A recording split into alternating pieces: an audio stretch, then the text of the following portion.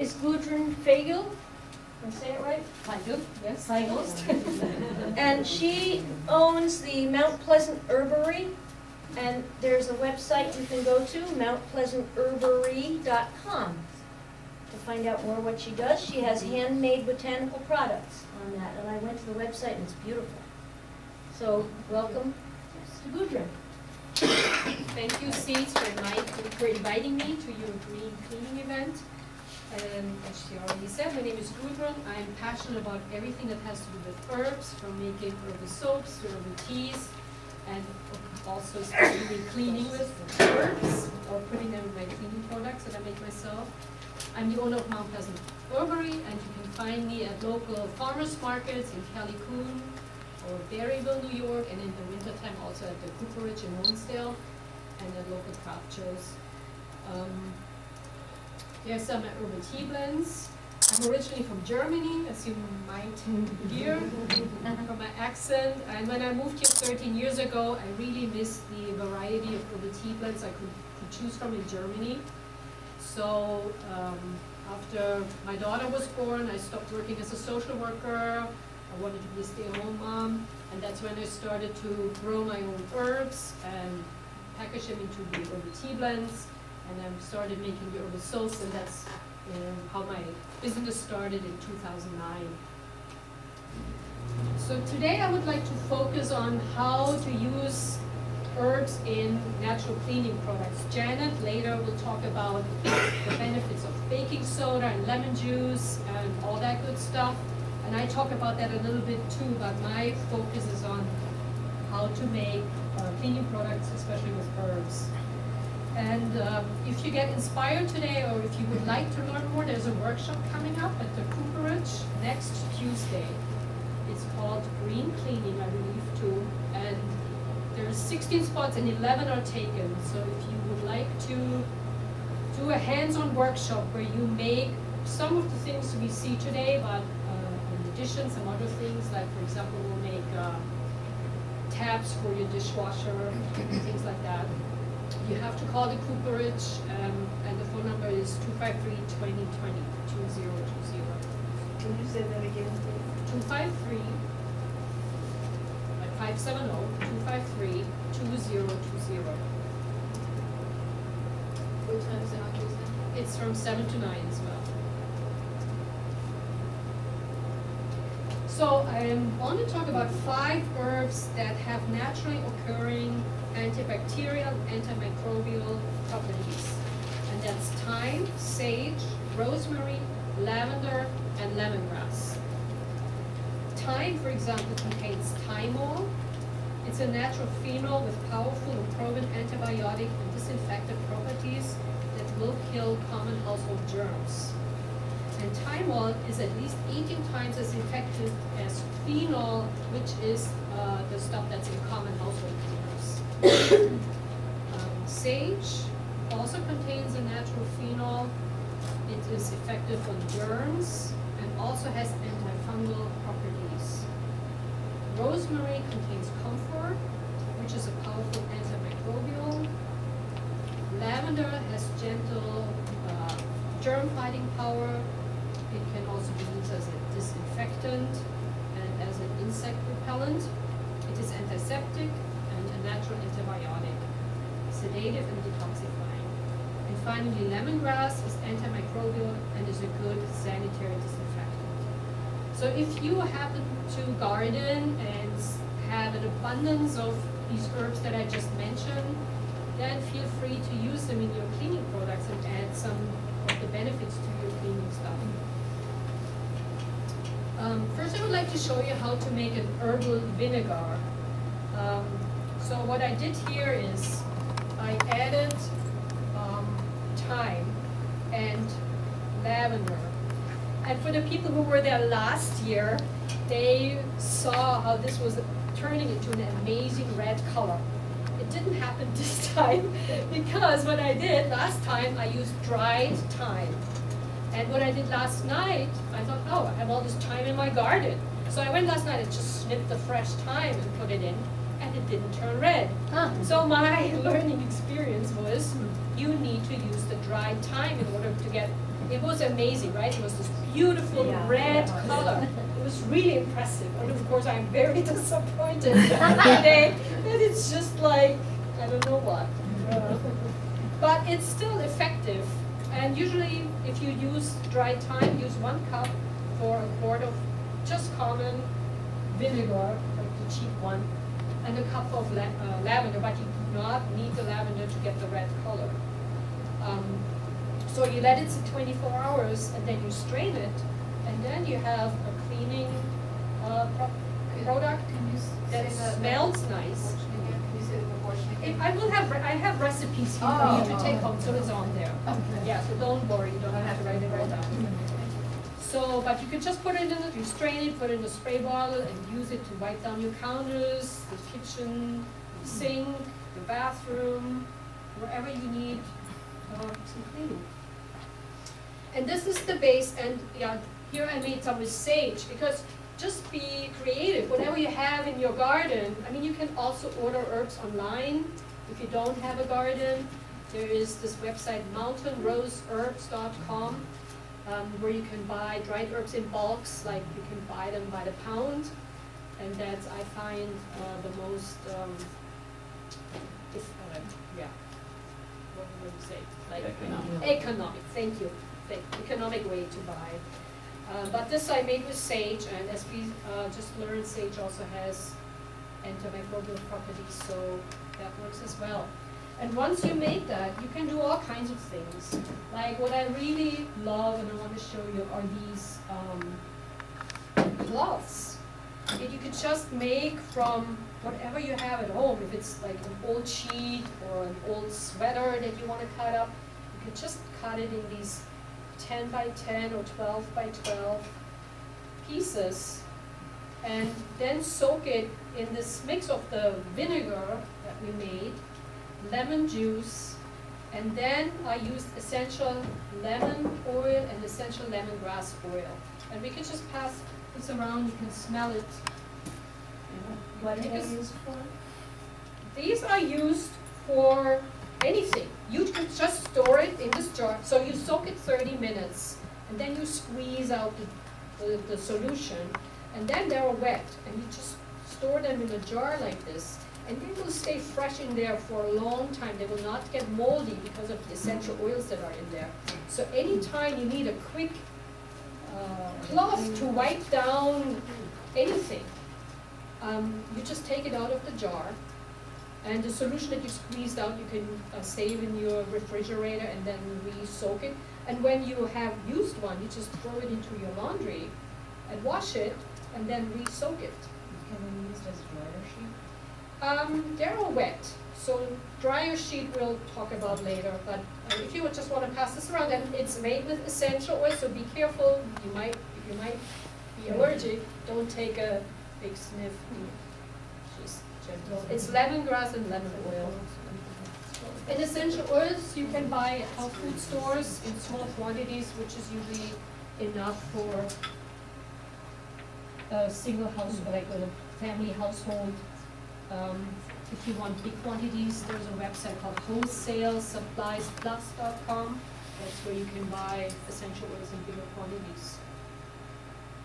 So that's the cloths. You can also just add half a cup to the rinse cycle of your dishwasher, or half a cup per load of laundry. That makes your laundry soft without using the harsh stuff. Yeah, well, the red doesn't have to have a dye, use it in your laundry. No. And if you are like me, what I do sometimes, I brew myself a pot of herbal tea, and then I run around and do stuff, and then when I think of my tea, it's cold. So if you don't want to pour that tea down the drain, you can also use it to make a floor cleaner, for example. So you just use the tea, for example, peppermint or sage or whatever you made, with half a cup of the thyme vinegar and an eighth of a liquid soap, like Dr. Bronner's, for example, and then you can use it, for example, in these floor mops.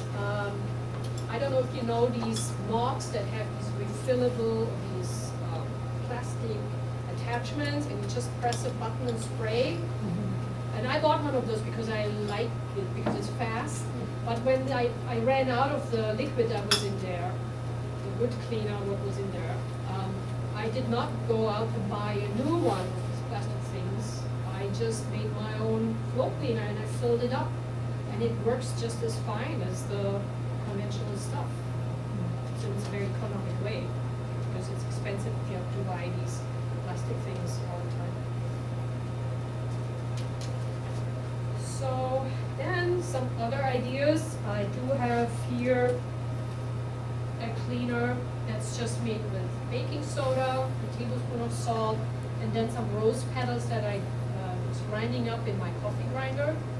You can pass that around too if you want to see.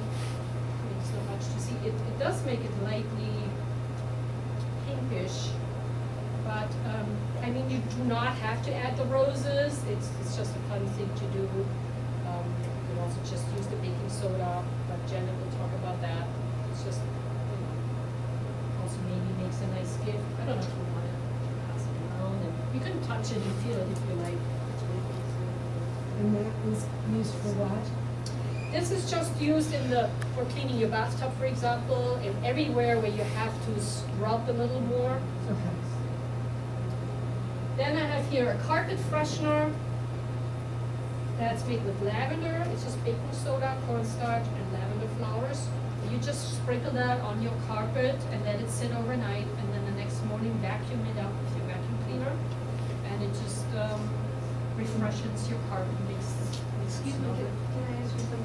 So you have all of that written there? Yes, those recipes are on there. Gudrun, why do you add the cornstarch to it? I I don't don't know. have the cornstarch in mine. I don't know, that, I think it maybe soaks up some odor that's in the carpet. That's, I think, together with the baking soda. I don't have any other explanation. Okay, thank you. Then a lot of people use these artificial car fresheners, those trees. Yeah. Yeah, I don't like them at all. There's another easy way. You could just use baking soda, and then you add your favorite essential oil, let it sit in, soak in a little bit, and fill it into a bag like this. This is lavender. It's pretty strong. If you can't handle lavender, be careful. But you can just hang that into your car or any other place you want some good scent.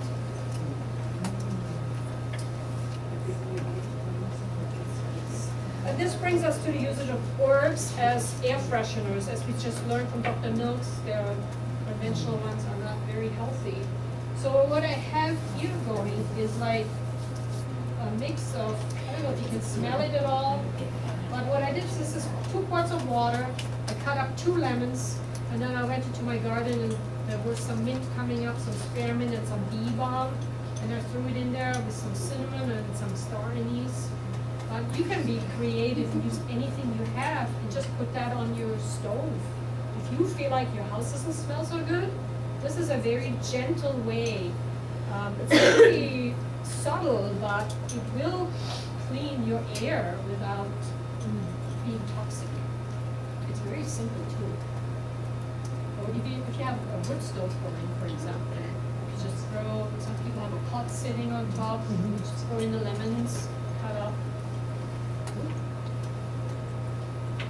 Some people love potpourris. You can mix all kinds of herbs, like some people have beautiful red roses or peonies that smell good and you want to preserve that. You can mix it with all kinds of herbs in a bowl. But what you do have to do is you need a fixative. You need orris root or vetiver root, otherwise the scent will just fade very fast.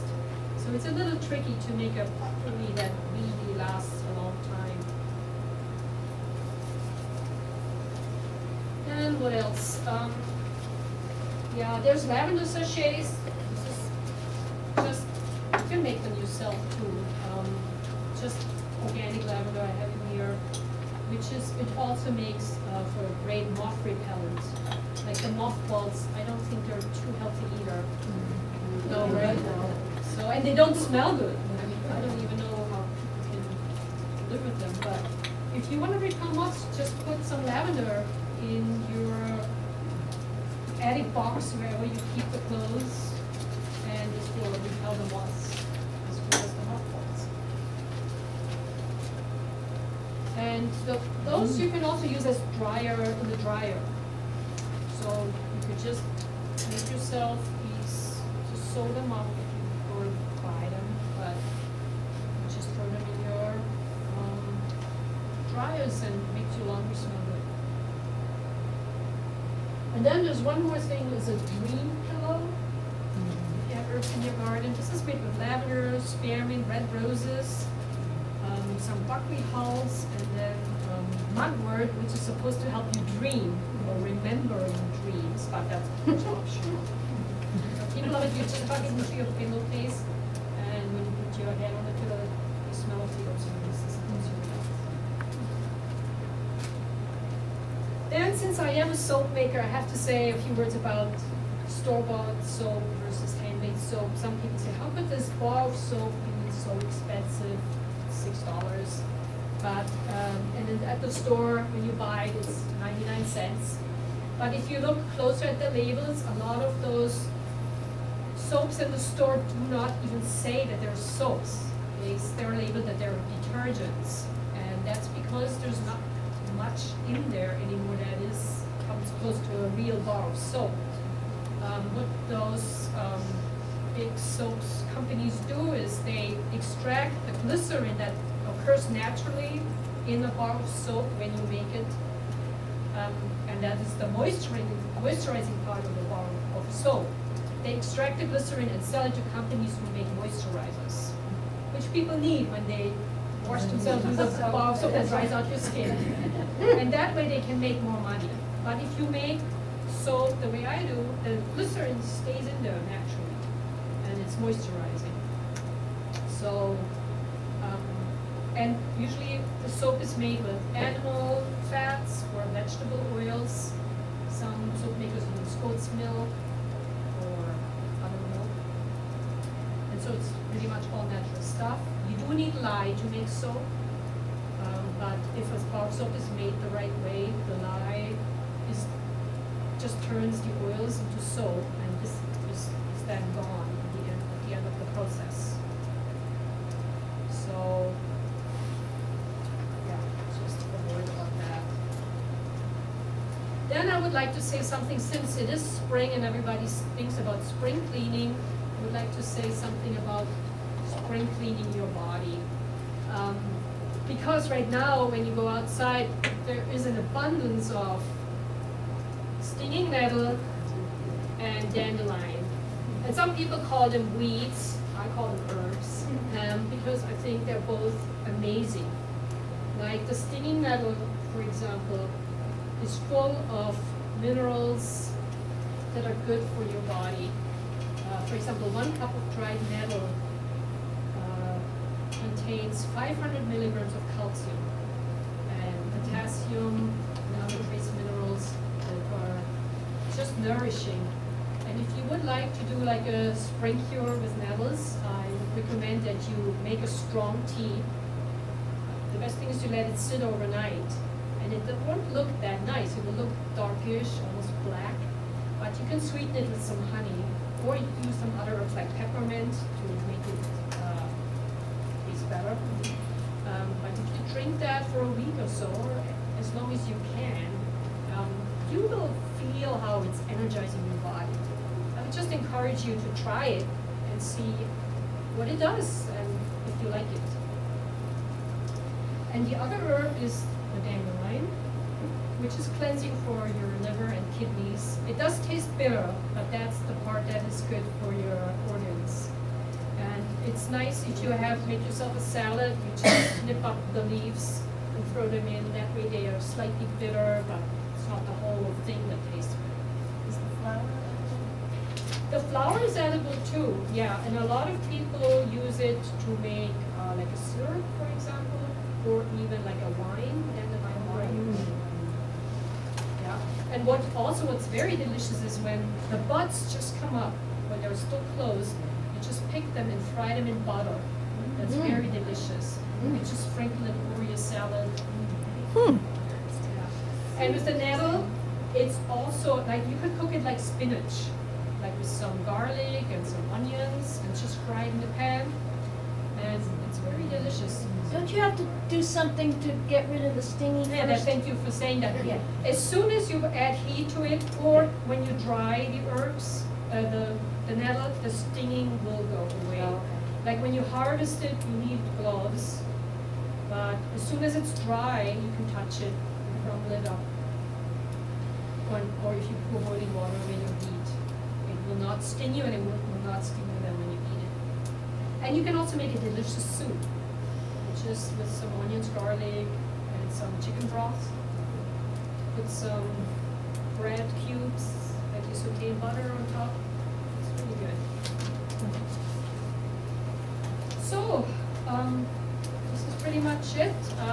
I encourage you to start small, do one thing at a time, don't overwhelm yourself. But once you start, I find it addictive, so you might want to do more and more, and so gradually you will turn your home into a more green home, and just enjoy the process and have fun. Thank you.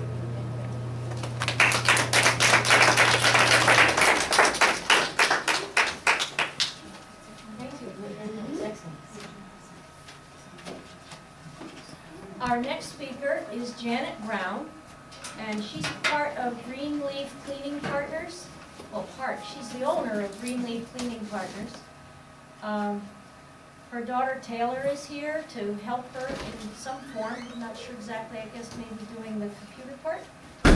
And she has eco-friendly cleaning alternatives using all natural plant-based products. She has a website, which is greenleafcleaningpartners.com. And she cleans my house.